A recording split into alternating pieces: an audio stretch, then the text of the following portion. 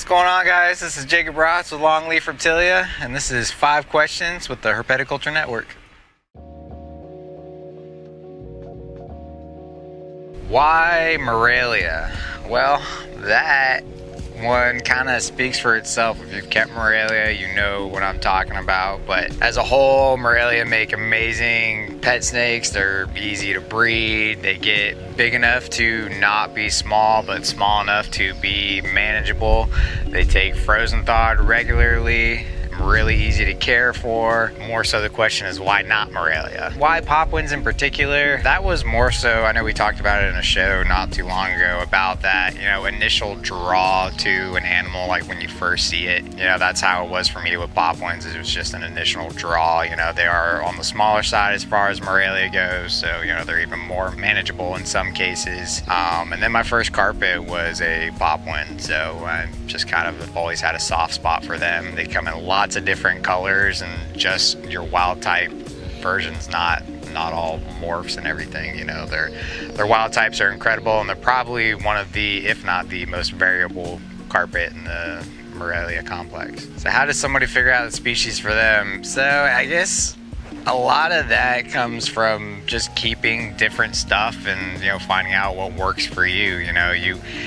It all depends on where you're at in the world and how your room sits and temperatures like that, of what species will work better for you. But all in all, it's a matter of keeping stuff that interests you, and you'll kind of figure it out along the way. As you keep more and more different things in different variety, you will find what works for you, what works for your room, and what you really enjoy keeping. So my advice for that would be, if it interests you, try it out, see if it works for you, and see if you like it. What did I learn from my time off in the hobby?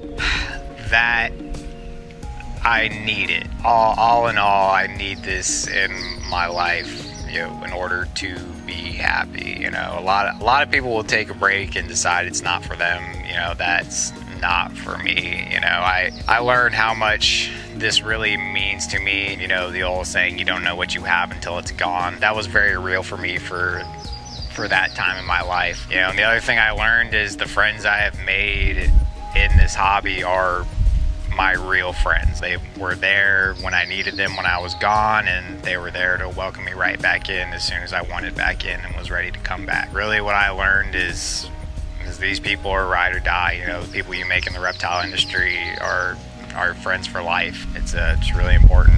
Advice I'd give somebody that wants to get into breeding: don't go into it with the thought of you're gonna be super successful, make a bunch of money, and make a living off breeding snakes. I can almost guarantee you're going to fail if you go into it with that mindset. Biggest thing I would say is patience, and keep trying, because it's not always going to work your first time through. Don't go into it 1000% expecting eggs. There's a lot of factors that go into it.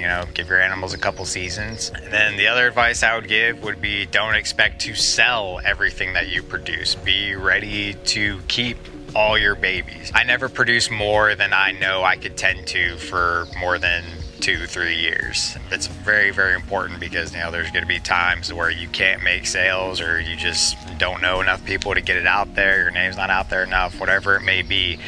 Never produce more than what you are willing to take care of for possibly the remainder of its life. And then just have fun.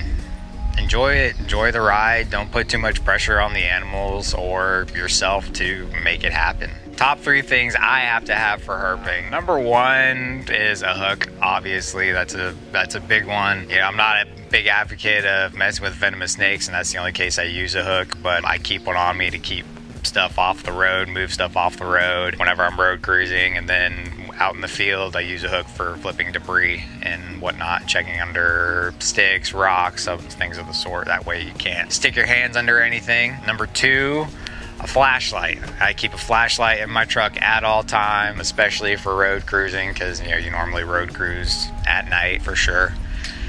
And then number 3, bug spray or something to take a picture with. I'm gonna add two things to that one. Number one, bug spray is least around here because the bugs are absolutely horrible and you will hate your life if you don't have bug spray when you're out in the field. Even road cruising, it gets horrendous. Then always have someone to take a picture. Everybody's got their phone and whatnot, but you know, always document the stuff you find because that's just half the fun, taking pictures. How has podcasting changed the hobby for me? That's a tough question. It changed everything for me. Before the podcast, it was just kind of like I had snakes and kind of messaged people around in the community when I had questions, but like that was really it. I didn't really have friends who did snakes until I met Justin. And then when me and Justin met, you know, a matter of months later, we started the podcast. And then, you know, after that, it was just, it became my life. It changed everything for me. It changed my entire life completely, between just, you know, the busyness of doing the podcast and growing with my, you know, personal collection, and then just all the friends and people that I consider family now. None of that would have been possible without the podcast and THP and now the network. I wouldn't have any of the friends and people that I call brothers now without that, and that means the world to me. So what has it changed? Literally my entire life. Not just keeping, but my personal life as well. You can find me on Facebook and Instagram under Longleaf Reptilia, and then you can add me on Facebook on my personal page, just Jacob Bratz if you would like. If you've got snakes on your page, I'll probably add you.